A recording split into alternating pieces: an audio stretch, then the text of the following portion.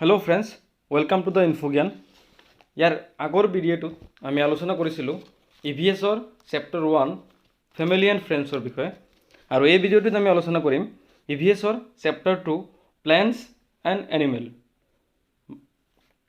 देरी नकरी बलक भिडिओ आरम्भ करूँ तार आगते কৈ দিছোঁ যদি আপুনি মোৰ চেনেলত প্ৰথমবাৰৰ বাবে আহিছে তেনেহ'লে প্লিজ চেনেলটিক ছাবস্ক্ৰাইব কৰিব লগতে ইনষ্টেণ্টলি মোৰ ভিডিঅ' পাবৰ কাৰণে নটিফিকেশ্যন বেলটো প্ৰেছ কৰি দিব। प्रथमते आमी चाम अर्गेनिजम्स की बस्तु लिविंग अर्गेनिजम्स काक कोৱা হয় चाওক डेफिनेशनটো দিয়া আছে living organism are those which can respond to stimuli and they will show growth development reproduction. मैं आगते स्टिमुलीটো পিছত কৈ আছোঁ মানে लिविंग अर्गेनिजम কি কৰে গ্ৰোথ দেখায় डेभेलपमेंट দেখায় আৰু ৰিপ্ৰডাকশ্যন প্ৰজনন কৰে বিকাশ হয় আৰু ই ডাঙৰ দীঘল হয় তাক কি বুলি কোৱা হয় লিভিং অৰ্গেনিজম বুলি কোৱা হয়। লগতে স্টিমুলি ৰেছপন্ড টু স্টিমুলি বুলি কোৱা হয়। এটা স্টিমুলি মানে কি সাপোজ মই আপোনাক কৈ আছোঁ আপুনি ৰাস্তাৰে গৈ আছে আপোনাৰ চকুত কিবা এটা লাগি ধৰিছে বা পোকা এটা আহি চকুৰ আগত আপুনি লগে লগে চকুটো বন্ধ কৰি দিব না নাই তাক ৰেছপন্ড টু এটা স্টিমুলি বুলি কোৱা হয় তেনেকুৱা ধৰণৰ বস্তু। তাৰপিছত সাপোজ কোনোবা আপোনাক মাৰিবৰ কাৰণে হাত উঠাইছে তো আপুনি লগে লগে কি কৰিব য'ত মাৰিব চৰ মাৰিব ধৰিছে আপুনি গালটো ঘূৰাই ল'ব তো আপুনি ষ্টিমুলিক ৰেছপন্স কৰিছে।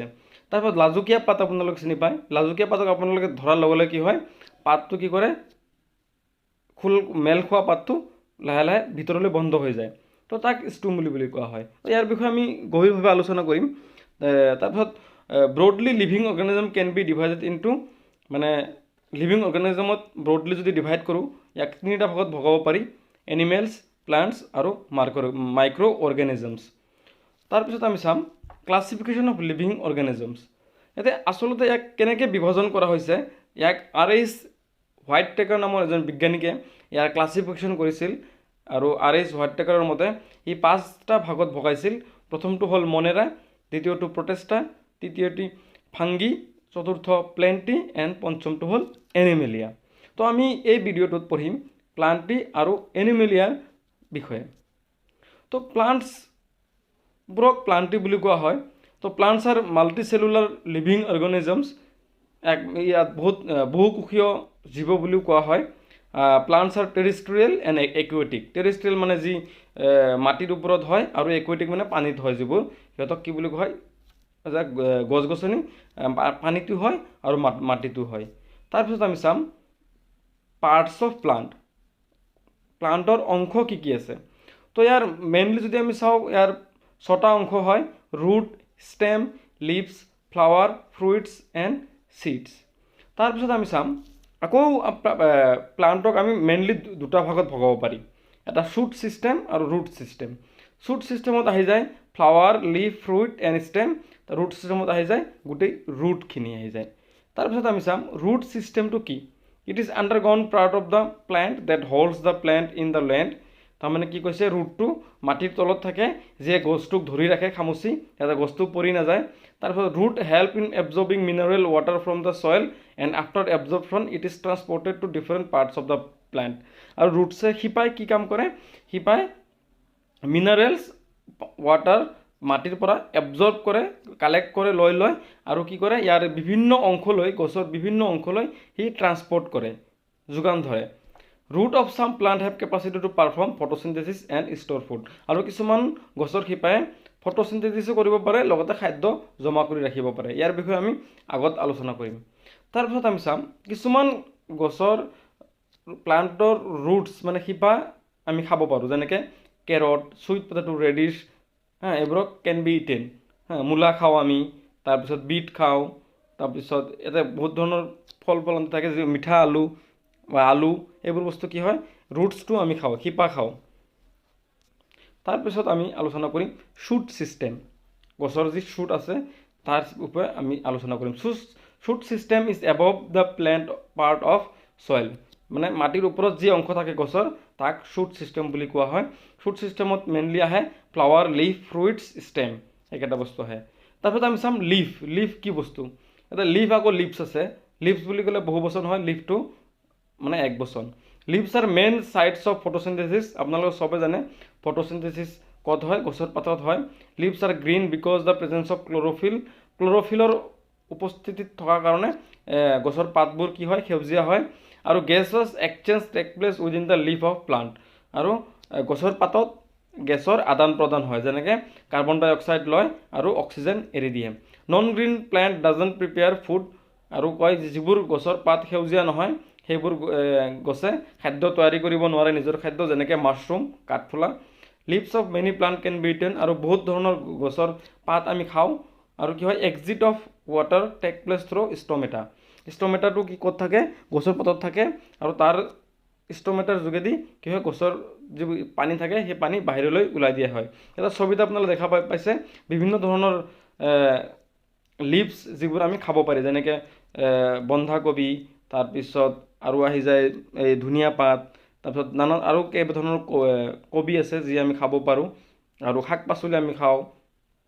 ঢেকীয়া শাক পাচলি নহয় শাক যিমানবোৰ শাক আছে সেইবোৰ গছৰ পাতে হয় সেই পাতবোৰ আমি খাওঁ তাৰপিছত আমি চাম special plants and there feature কিছুমান স্পেচিয়েল প্লাণ্ট আছে গছ গছনি আছে আৰু তাৰ কিছু বিশেষ গুণ আছে সেই গুণৰ বাবে জনা যায় আৰু এইবোৰ ইম্পৰ্টেণ্ট হয় যেনেকৈ ডেজাৰ্ট অকটো ক'ত পোৱা যায় অষ্ট্ৰেলিয়াত পোৱা যায় পইণ্ট ৱাইজ দি দিছোঁ আৰু কি হয় ডেজাৰ্ট অকৰ যিমান হাইট থাকে উচ্চতা থাকে তাতকৈ 30 গুণ বেছি তাৰ শিপা তললৈ যায় তাৰমানে যদি 10 মিটাৰ যদি ইয়াৰ ওখ হয় গছটো তেনেহ'লে 300 মিটাৰ তাৰ শিপা তললৈ গৈছে বহুত ইম্পৰ্টেণ্ট কথা হয় it has very few leaves and has long segmented branch আৰু কি কৈছে যে ইয়াৰ বহুত পাতবোৰ বহুত কম আৰু ছেগমেণ্টেড ব্ৰাঞ্চ যাৰ যিবোৰ শিখা আছে এইবোৰ বহুত লং হয় লগতে it's almost it grows almost at tall as 10 to 15 feet 10 পৰা 15 ফিট ওখ হয় গছটো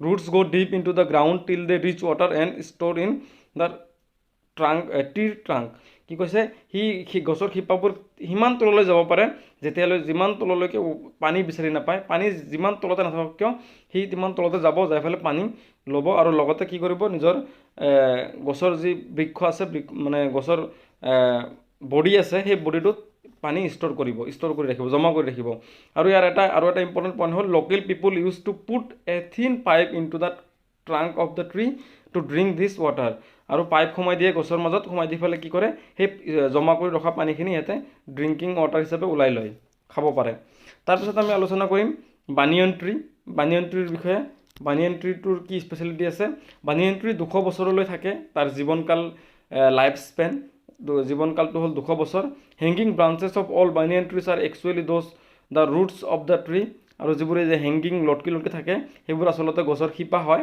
দিছ grows down from the branches until they reach the ground আৰু এই ইয়াতে গছৰ যিবোৰ ডাল আছে ডালৰ পৰা গ্ৰ' হ'ব ষ্টাৰ্ট কৰে ডাঙৰ হ'ব ষ্টাৰ্ট কৰে যেতিয়ালৈ মাটি নাপায় আহি পেলাই তেতিয়ালৈ গ্ৰ' হৈ থাকে this roots like pillars that provide strong support to the tree আৰু এই যি শিপা আছে শিপাবোৰ যেনেকৈ একদম বহুত ষ্ট্ৰং শক্তিশালী মজবুত ছাপৰ্ট দিয়ে গছটোক থিয় কৰি ৰখাবৰ কাৰণে its leaf bark seeds has medicinal values to treat disease like diarrhoea dental diabetes and urine disorder diarrhoea বেমাৰ হয় দাঁতৰ বেমাৰ হয় ডায়েবেটিক চুগাৰৰ বেমাৰ আছে লগতে ইউৰিন ডিছঅৰ্ডাৰ পেচাবৰ অসুবিধা যিবোৰ হয় সেইবোৰ বেমাৰৰ কাৰণে তাৰ গছৰ পাত গছৰ ছাল গছৰ চিডছ মানে গুটি যে আছে এই গোটেইখিনি বস্তুক মেডিচিনেল ভেলু আছে তাৰ মেডিচিনেল ব্যৱহাৰ আছে ঔষধীয় ব্যৱহাৰ আছে সেইখিনি বস্তুৰে এই বেমাৰৰ ঔষধ তৈয়াৰী কৰা হয় তাৰপিছত খিজৰি ট্ৰি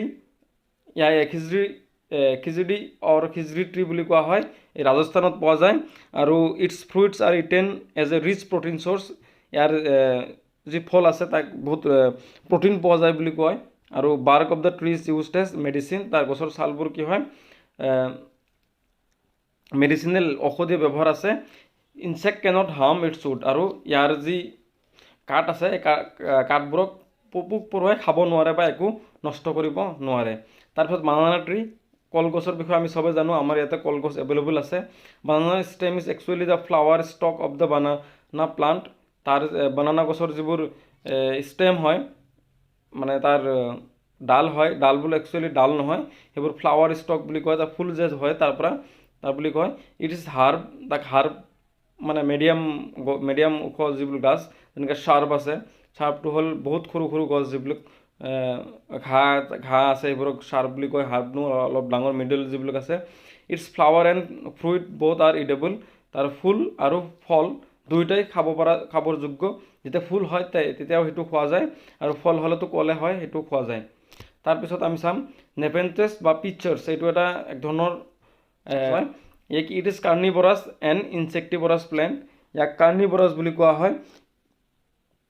কাৰ্নিভৰাছ হাৰ্বিভৰাছ, ইয়াৰ অমনিভৰাছৰ বিষয়ে আমি পিছত আলোচনা কৰিম। লগতে আমি কৈছোঁ ইনচেক্টিভৰাছ মানে যিবোৰ গছে কি কৰে, কীট পতংগ বা পোক পৰুৱা খায়, তাক ইনচেক্টিভৰাছ বুলি কোৱা হয়। ইনচেক্ট খায়।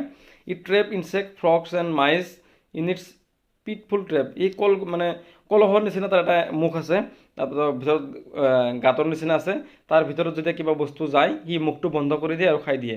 Picture is a modification of leaf. এই পিকচাৰটো মানে গছৰ পাতৰ মডিফিকেশ্যন হয়। মডিফিকেশ্যন অফ প্লাণ্টৰ বহুত এইটো লম্বা চেপ্টাৰ হয়।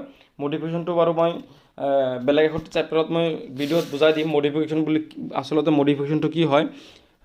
It produce good smell to attract insect. তাৰপিছত এটা ভাল সুগন্ধি ওলায়, যি সুগন্ধিয়ে কি কৰে, ইনচেক্টছ পোক পৰুৱাবোৰক আকৰ্ষিত কৰি আনে। It's found in Indonesia, Australia and Meghalaya of India.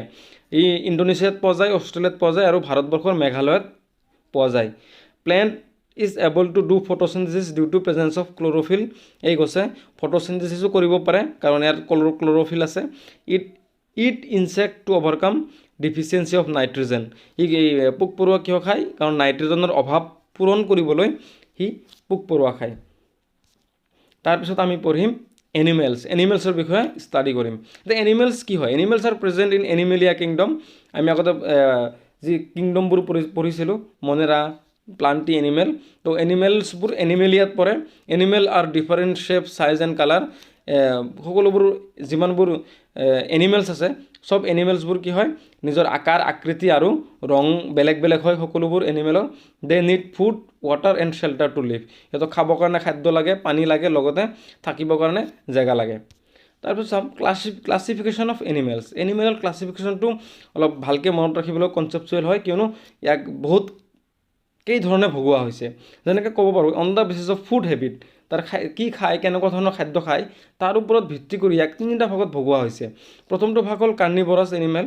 কাৰ্নিভৰাছ animal সেইবোৰ এনিমেলক কোৱা হয় যিবোৰে মানে ফিডছ অন এনাডাৰ এনিমেল, যিবোৰ এনিমেলে আৰু বেলেগ এনিমেলক খায়। যেনেকৈ লায়ন, টাইগাৰ, বাঘ যে আছে, সি কি কৰে, হৰিণক ধৰি খায়। তাৰমানে এনিমেলক খায়, তেনেকুৱা ধৰণৰ বা এক মাংসভোজী বুলিও ক'ব পাৰি। কাৰ্নিভৰাছ এনিমেল বেলেগ এনিমেলক খায়। তাৰপিছত আমি চাম হাৰ্বিভৰাছ এনিমেল। হাৰ্বিভৰাছ এনিমেলবোৰ কেনেকুৱা? যিবোৰ এনিমেলে কি কয় যে খাদ্য কাৰ ওপৰত নিৰ্ভৰ কৰে, মানে প্লাণ্টৰ ওপৰত, গছ গছনিৰ ওপৰত নিৰ্ভৰ কৰে। যেনে আৰু লিফি মেটেৰিয়েল, গছৰ পাত খায় বা গছ খায় বা ঘাঁহ খায়। ঘাঁহটো এটা প্লাণ্ট হয়, তো ইয়াক হাৰ্বিভৰাছ বুলি কোৱা হয়। যেনেকৈ এলিফেণ্টে কি কয়, গছৰ পাত খায় বা কলপাত খায়, বা ফ্ৰুটছ খায়, মানে কাউ গৰু ঘাঁহ খায়। তাৰপিছত আমি চাম অমনিভৰাছ এনিমেল। অমনিভৰাছ কোনবোৰ? অমনিভৰাছ এনিমেল যিবোৰ প্লাণ্টটো খায়, লগতে এনিমেলছো খায়। মানে ঘাঁহও খাব, ফল মূল খাব, চব্জি খাব, লগতে মাংসও খাব, বেলেগ প্ৰাণীকো খাব, যাক বেলেগ প্ৰাণীৰ ওপৰত নিৰ্ভৰ কৰে। যেনেকৈ ডগ কি খায়, এক ভাত দিলেও খাব, মাংস দিলেও সি খাব। কেট মাছো খায়, লগতে চব্জিও খাব বা বেলেগ খোৱা বস্তু খাব। আৰু হিউমেন বিং মানুহো কি কৰে, মানুহো চব্জিও খায়, তাৰপিছত মাংস খায়, বেলেগ মাছ খায়। গতিকে মানুহো কি অমনিভৰাছ এনিমেলত আহিব। তাৰপিছত আমি চাম on the basis of body structure. এটা এনিমেলৰ বডি ষ্ট্ৰাকচাৰ, বডিৰ গঠন কেনেকুৱা, তাৰ ওপৰত ভিত্তি কৰি ইয়াক দুটা ভাগত ভগোৱা হৈছে। প্ৰথমটো হৈছে ভাৰ্টিব্ৰেটছ, দ্বিতীয়টো হৈছে ইনভাৰ্টিব্ৰেটছ। চ' ভাৰ্টিব্ৰেটছ কোনবোৰ? Are animal that have backbone. Backbone মানে ৰাজহাড়। যিবোৰ এনিমেলৰ ৰাজহাড় আছে সেইবোৰক ভাৰ্টিব্ৰেটছ বুলি জনা হয়। They have a firm body because of the muscle that connected to their skeleton. এতিয়া স্কেলেটন লগত কি হয়, এটা বডি, এটা ফাৰ্ম বডি আছে, কিয়নো সিহঁতৰ মাংস পেশীবোৰ স্কেলেটনৰ লগত লাগি আছে। Animals like birds, mammals, fishes, reptiles and amphibians. যেনেকৈ মেমেলছ হওক, মেমেলছ যিবোৰ ষ্টেনোপাই, বাৰ্ডছ মানে চৰাই, মাছ, ৰেপটাইলছ, এইবোৰক কি বুলি কোৱা হয়, ভাৰ্টিব্ৰেটছ বুলি কোৱা হয়, কাৰণ সিহঁতৰ ৰাজহাড় আছে। এইটো মনত ৰাখিব যে যিবোৰ প্ৰাণীৰ ৰাজহাড় আছে সেইবোৰ প্ৰাণীক ভাৰ্টিব্ৰেটছ বুলি কোৱা হয়। তাৰপিছত যেনেকৈ ইনভাৰ্টিব্ৰেটছ কাক কয়? তাৰ ওলোটা, যাৰ ৰাজহাড় নাই।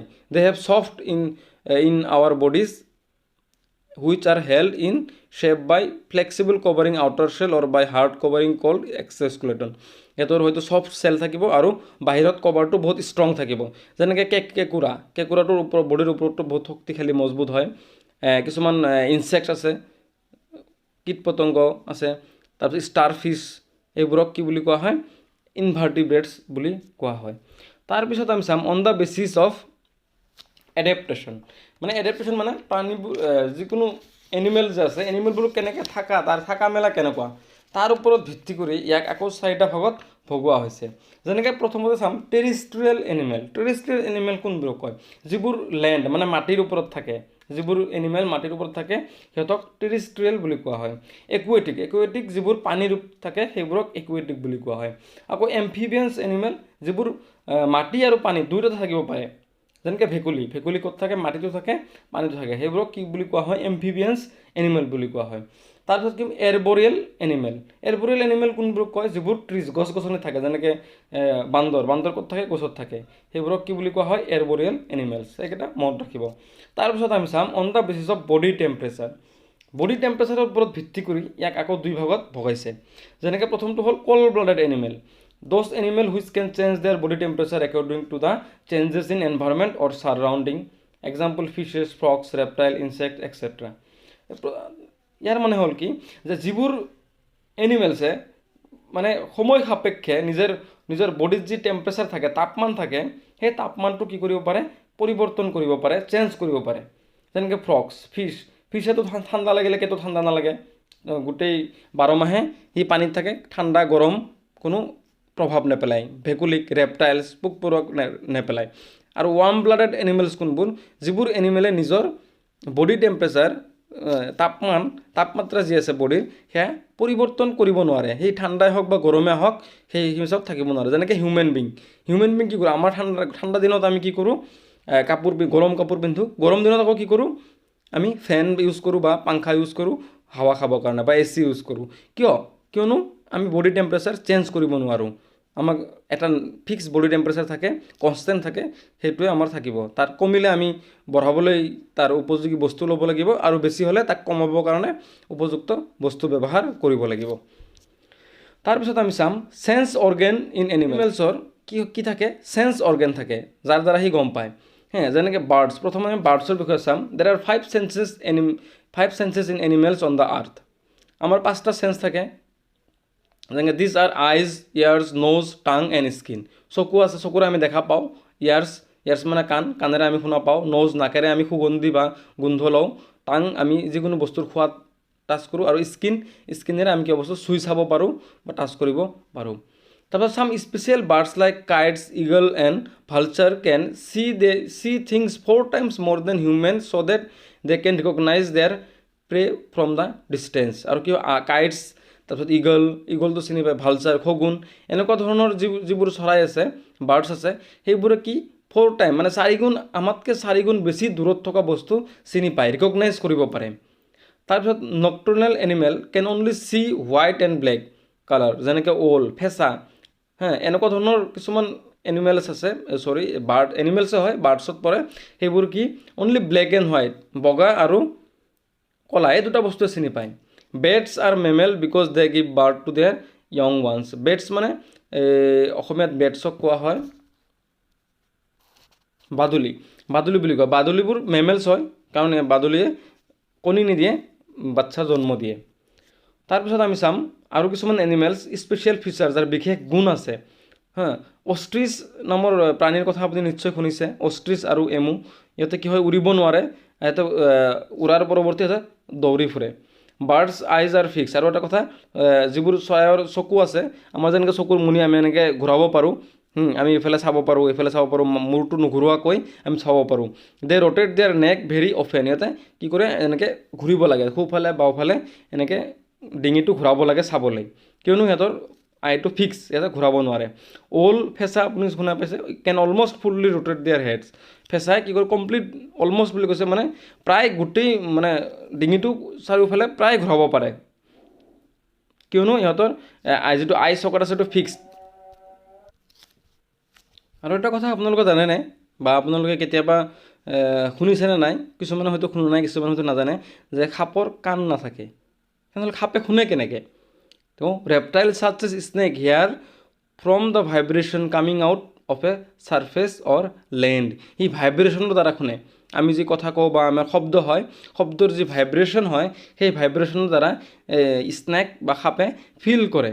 Snack do not have any external ear, তাৰ কোনো বাহিৰত কাণ নাই।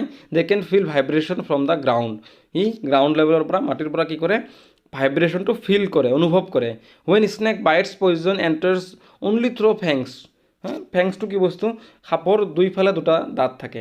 আগৰ দাঁতবোৰ নহয়, দুইফালে দুটাই ইয়াতে আপোনালোকে ছবিত দেখাই পাইছে, ফেংছ বুলি লিখা আছে ইয়াতে। এই ফেংছ, সেই দুটা দাঁতহে পয়জনাছ, আৰু বাকী দাঁতকেইটা পয়জনাছ নহয়। তাৰপিছত আৰু কি কৈছে, there are many kinds of snake in our country, only 4 of them are poisonous. আমাৰ দেশত বহুত ধৰণৰ সাপ আছে, কিন্তু তাৰ ভিতৰত অনলি 4 ধৰণৰ সাপ পয়জনাছ হয়, বিষাক্ত হয়। সেইকেইটা মনত ৰাখিব, কব্ৰা, কেৰয়েট, ৰাছেলছ ভাইপাৰ আৰু এটা ছয়স্কেল ভাইপাৰ। সেইকেইটা মনত ৰাখিব। আৰু এটা কথা মনত ৰাখিব, medicine of snack bites is made from snack poison. সাপে কামুৰিলে যি তাৰ লোৱা হয়, ঔষধটো সাপৰ বিষৰ পৰাই তৈয়াৰী কৰা হয়। তাৰপিছত আমি পঢ়িম হানি বীজ, মানে হানি বীজৰ ওপৰত আমি পঢ়িম। যি মৌ মাখি আছে, তে মৌ মাখিয়ে কি কৰে আমি জানো, মৌ তৈয়াৰী কৰে। তো মৌ মাখিৰ বিষয়ে আমি অলপ আলোচনা কৰি লওঁ। Honey bees are attracted to litchi flower. লিচি ফ্লাৱাৰক বহুত এট্ৰেক্ট কৰে। Honey bee lay their eggs from October to December. অক্টোবৰৰ পৰা ডিচেম্বৰলৈ কণী দিয়ে, এইটো মনত ৰাখিব। It is the best time of start bee keeping. যোনে বি কিপিং, মৌ মাখিৰ খেতি কৰিব বিচাৰিছে, বি কিপিং কৰিব বিচাৰিছে, এইটো মানে বেষ্ট টাইম হয় কৰিবলৈ। তাৰপিছত আছে every bee hive has one queen that lay eggs. আৰু যিমান মৌ মাখিৰ যিটো চাক বুলি কয়, সেই চাকৰ ভিতৰত এজনী ৰাণী থাকে, ৰাণীয়ে কণী দিয়ে। Most of the be in the hive R worker বিজ। আৰু বাকী যিমানবোৰ, প্ৰায়বোৰ, বেছিভাগ যিবোৰ তাতে মৌ মাখি থাকে, সেইবোৰ কি ৱৰ্কাৰ বিজ বুলি কোৱা হয়, সিহঁতে অনলি কৰ্মচাৰী। They collect nectar from flower for honey. Nectar collect কৰি লৈ ক'ৰ পৰা, ফ্লাৱাৰৰ পৰা, কিহৰ কাৰণে, হানি তৈয়াৰী কৰিবৰ কাৰণে, মৌ তৈয়াৰী কৰিবৰ কাৰণে। তাৰপিছত আমি চাম স্পেচিয়েল কেৰেক্টাৰ অফ এনিমেল। কিছুমান এনিমেলছৰ স্পেচিয়েল কেৰেক্টাৰ্ছ কি কি আছে এইবোৰ চাম। ইলেফেণ্টটো হাৰ্বিভৰাছ হয়। তাৰপিছত elephants large ear flaps help to control their body temperature. হাতীৰ যি ডাঙৰ ডাঙৰ কাণ আছে, সেই কাণে কি কৰে, বডি টেম্পাৰেচাৰ, নিজৰ বডিৰ তাপমান কণ্ট্ৰল কৰিবৰ কাৰণে সেইটো বহুত হেল্প কৰে। Leader of group is often the oldest female elephant.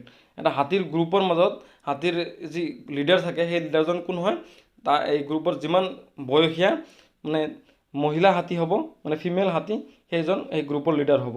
Males elephant live in the herd till they are 14 to 15 year old। 14 পৰা 15 বছৰলৈ সেই একে গ্ৰুপত থাকে। 1 elephant can eat 100 kilogram. 1 quintal খোৱা বস্তু খাব পাৰে। Leaves and tweaks in a day. কি কয়, গছৰ পাত চাত যিবোৰ বস্তু আছে, একদিনত 1 কুইণ্টেল খাব পৰা ক্ষমতা থাকে। Elephant do not rest very much. আৰু এটা কথা, হাতীয়ে মানে জিৰণি নলয়, অলপ কমহে লয়, আৰু 2 পৰা 4 ঘণ্টাহে দিনত টোপনি মাৰে। Elephant loves to play with মাড and water. মানে বোকা আৰু পানীৰ লগত খেলি বহুত ভাল পায়। মাডছ কিপ দেয়াৰ স্কিন কুল।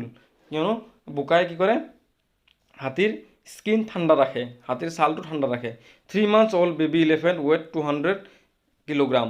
3 মাহৰ হাতীয়ে, 3 মাহ যি বেবী এলিফেণ্ট আছে, বাচ্চা আছে, 3 মাহ হোৱাৰ লগে লগে ইয়াৰ ওজন 200 কিলোগ্ৰামলৈ হৈ যায়। তাৰপিছত চাম স্পেচিয়েল কেৰেক্টাৰ্ছ অফ এনিমেলৰ ভিতৰত টাইগাৰৰ বিষয়ে অলপ, হাতীৰ বিষয়ে অলপ জানিম। Tiger may consume up to 40 kg of meat at one time. ভাবিব পাৰিছেনে, একেবাৰে 40 কেজি মাংস খাব পাৰে। It has 6 times more sight capacity than human in night.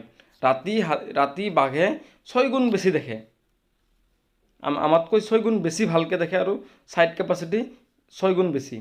For hearing they can move their ears in different direction. আৰু হাতীয়ে যিকোনো শব্দক শুনিবৰ কাৰণে সেই কাণটো বেলেগ বেলেগ ডাইৰেকশ্যন, বেলেগ বেলেগ দিশত ঘূৰাব পাৰে, বা সেইফালে মনোযোগটো দিব পাৰে। Tiger can make difference between rustling of leaves and sound of animals moving on the grass. আৰু এইটো বহুত ইম্পৰ্টেণ্ট কথা। বাঘে কি কৰিব পাৰে, টাইগাৰে গছৰ পাত পৰিলে কি শব্দ হ'ব, বা গছৰ ডাল পৰিলে কি শব্দ হ'ব, নাইবা কোনোবা এনিমেল বা খোজকাঢ়ি গ'লে কি শব্দ হ'ব, ই দূৰৰ পৰা এই শব্দটো শুনি গম পাব যে এইটো গছৰ পাতৰ শব্দ নে কোনোবা গছৰ পাতৰ ওপৰত খচি দিয়া শব্দ। শব্দ শুনি গম পাব যে তাতে কোনোবা বেলেগ এনিমেলছ আছে নেকি।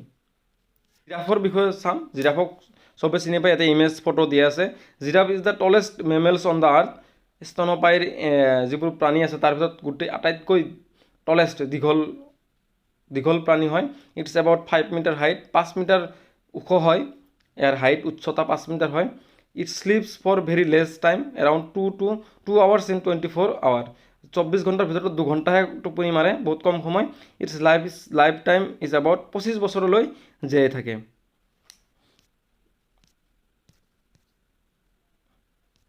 আজিৰ ভিডিঅ' ইমানতে অন্ত পৰিল। যদি ভিডিঅ'টো ভাল লাগিছে তেনেহ'লে প্লিজ লাইক এণ্ড ছাবস্ক্ৰাইব কৰিব, লগতে মোৰ চেনেলটো শ্বেয়াৰ কৰিবলৈ নাপাহৰিব।